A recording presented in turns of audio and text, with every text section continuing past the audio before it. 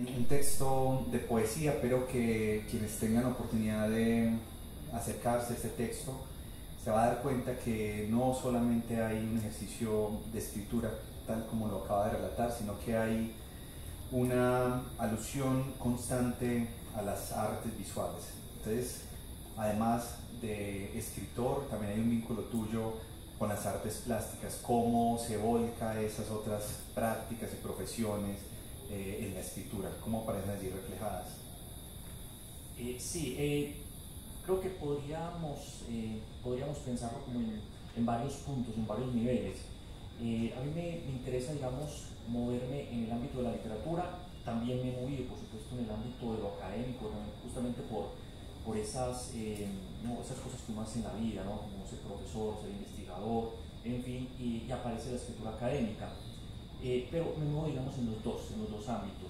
Ahora, la relación o el vínculo entre los dos, o cómo aparece, digamos, en la escritura, cómo aparece el arte, cómo aparecen las pinturas o los dibujos, creo que siempre están allí para mostrar imágenes que no solamente son poéticas, sino que son imágenes también que nos llevan a otros escenarios, a otras dimensiones de la realidad.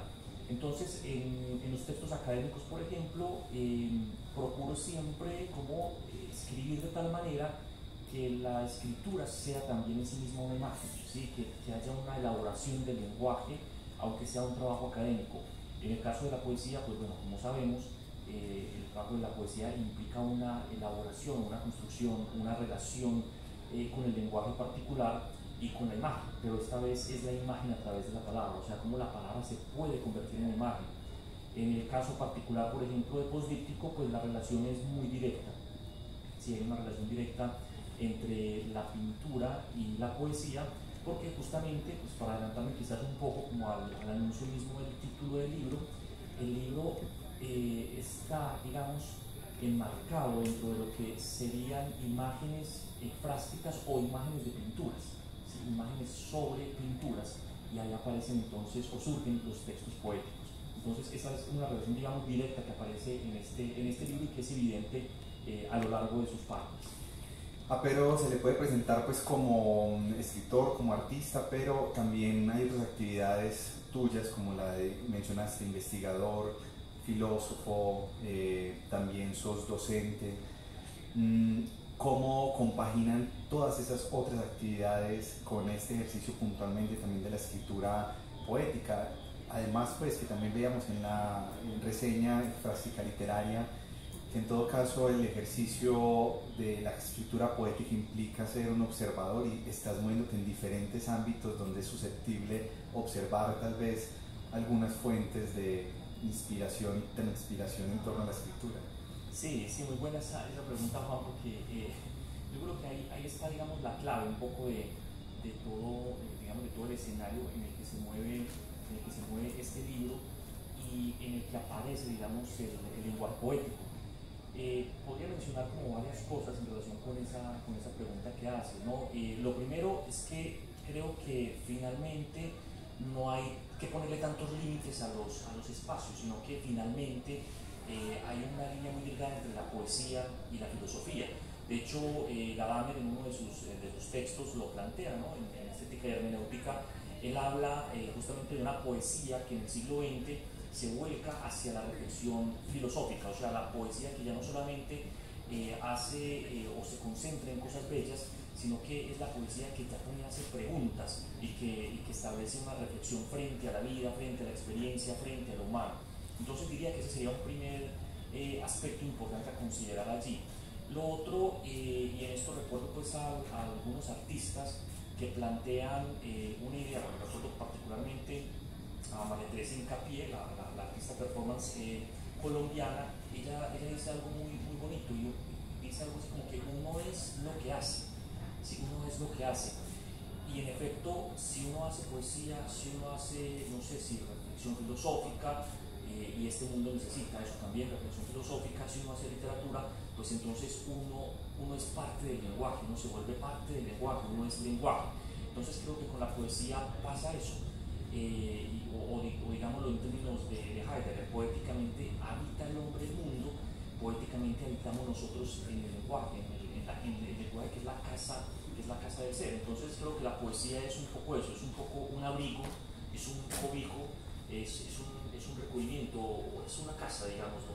Entonces creo que en esa medida uno es lo que observa, como tú lo mencionas, y uno es también lo que palabrea, lo que dice, lo que habla.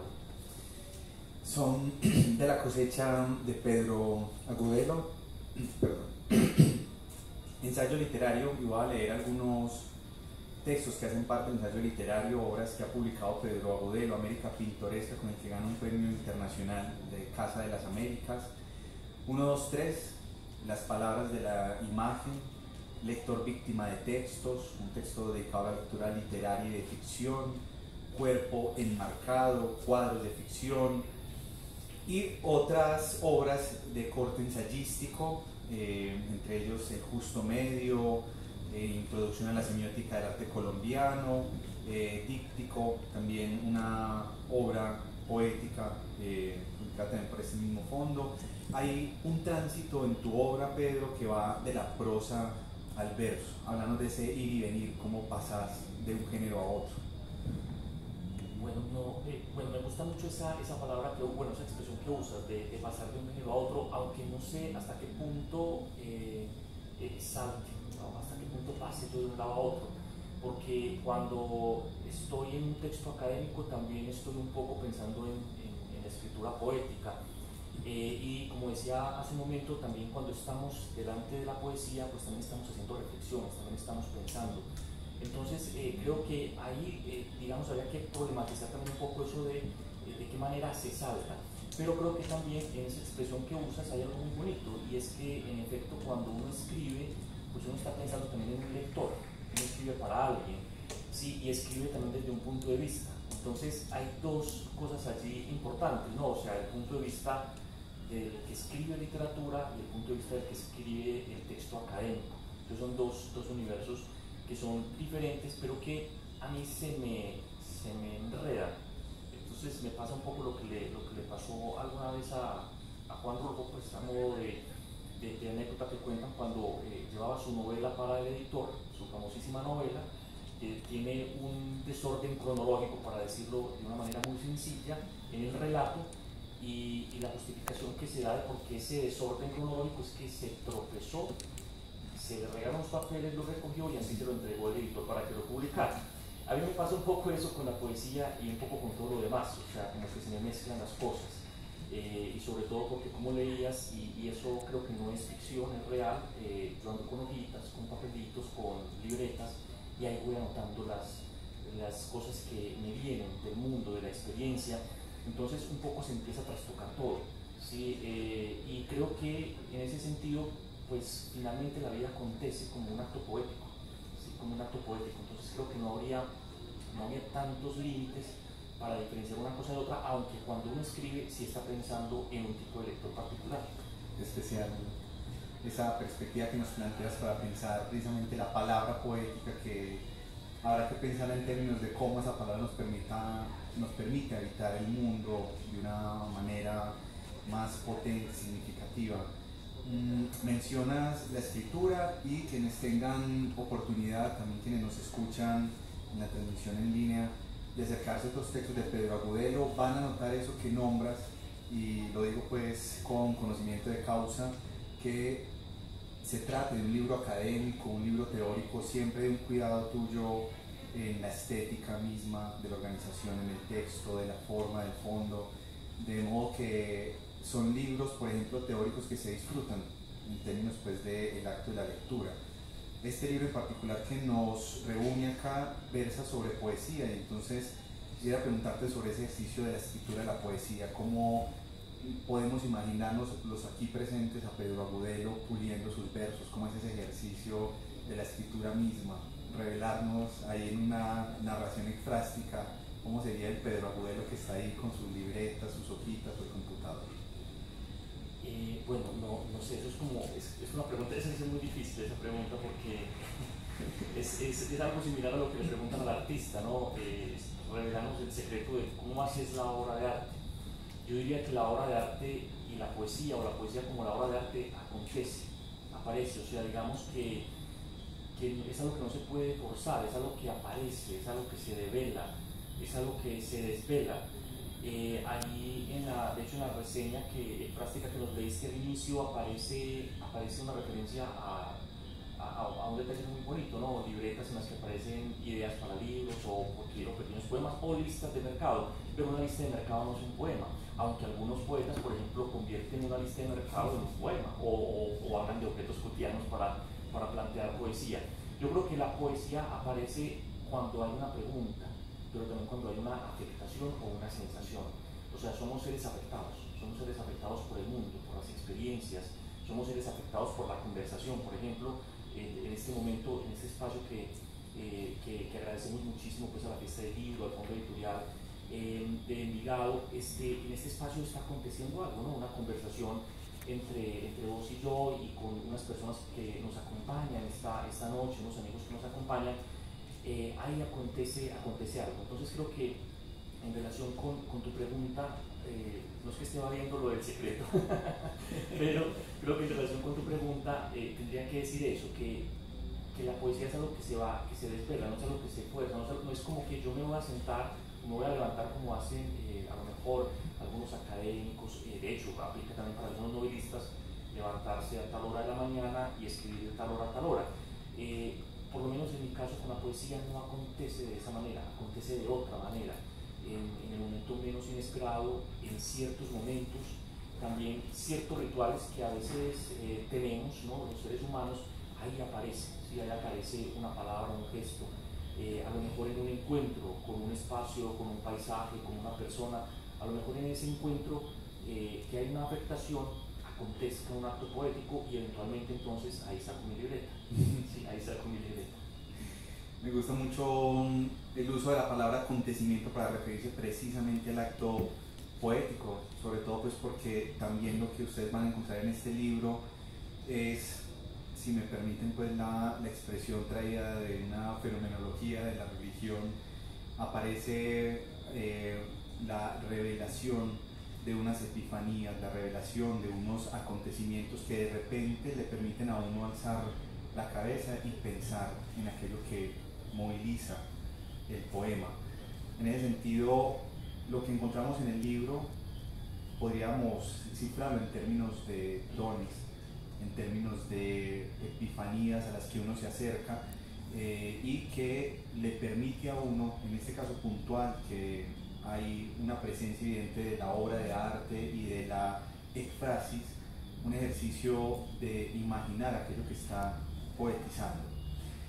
El texto, el libro poético, tiene que ver con ekphrasis. Para entrar puntualmente pues algunos poemas y hablar de ese lenguaje y de esa posibilidad creativa, retórica, literaria, contémosle al público a propósito de la ekphrasis. Ok, sí, es un buen punto. La ekphrasis es fundamentalmente una descripción, ¿no? Es una descripción de una imagen, como lo podemos observar en muchos libros, en muchos relatos. De hecho, ahí podríamos mencionar, ¿no? algunos ejemplos, ¿no? El túnel de Ernesto Sábato, donde se describe una pintura, la novela de Oscar Wilde, el retrato de Dorian Gray, ahí aparece una referencia o una descripción de una pintura, la musa del pintor de Paula Bain. O sea, digamos que hay una serie de textos en los que aparecen obras referenciadas, algunos por ejemplo poemas también de Nelson Romero, en fin, que están dedicados digamos, a obras pictóricas o a obras escultóricas o a obras fotográficas. Eso es lo que llamamos ekphrasis, es una descripción. Solo que podríamos distinguir entre lo que es una ekphrasis en el mundo de las artes visuales y una ekphrasis en el mundo de la literatura. En el mundo de las artes visuales, nosotros leemos ekphrasis cuando leemos una crítica o una reseña de un artista. Si cuando un crítico nos presenta la obra de un artista, hay una ekphrasis, porque regularmente nos describe la obra. En el caso de la literatura, la ekphrasis no solamente aparece como una descripción de una obra de arte, sino que también aparece como un acontecimiento poético. Entonces hay una diferencia, o sea, habría como una gradación. entre hacer solo una ekphrasis como descripción de una obra de arte y hacer una ekphrasis, o que la ekphrasis acontezca como un acto poético. Y en ese acontecer como acto poético, lo que hace la poesía es revelarnos, más que una descripción de la imagen, una sensación de la voz poética frente a esa imagen. Entonces la ekphrasis se convierte en una suerte de desvelamiento o descubrimiento poético sobre una pintura. La entendería de esa manera en el caso de la poesía. Qué especial. La ekphrasis aquí la vamos a ver como acontecimiento poético, pero también hay obras de Pedro Agudelo donde se ha ocupado de ella. América Pintoresca, que mencionaba hace un momento, como la obra con la que tuvo el Premio Internacional Casa de las Américas, pero también las palabras de la imagen, cuerpo enmarcado, cuadros de ficción en torno a artes visuales y ekphrasis literaria en Pedro Gómez Valderrama. Estamos pues ante un autor que ha trasegado en torno a la ekphrasis. Hoy estamos lanzando Postdíptico y quiero proponerte, Pedro, que cojas tu obra y elegí un poema.